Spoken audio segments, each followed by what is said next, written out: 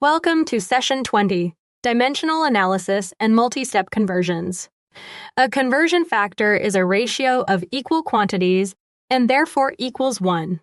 By orienting each factor so an unwanted unit cancels, you can solve familiar and unfamiliar conversion chains while using units to diagnose setup errors before calculating. Because 12 inches equals 1 foot, 12 inches per 1 foot, and 1 foot per 12 inches both equal 1. Choose the form that cancels the starting unit and leaves the requested unit. Multiplying by a correctly oriented conversion factor changes notation, not the physical quantity. Convert 2.5 hours to seconds. Multiply by 60 minutes per hour, then 60 seconds per minute.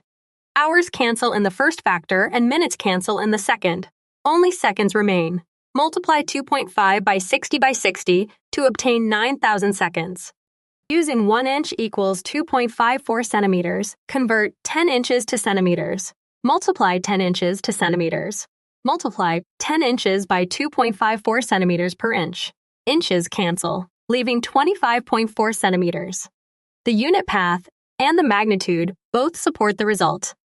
To convert 3 feet to inches, multiplying by 1 foot per 12 inches is incorrect. Feet do not cancel, and inches appear in the denominator. Invert the factor to 12 inches per foot.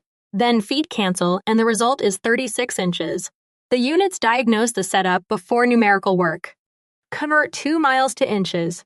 Multiply by 5,280 feet per mile and 12 inches per foot.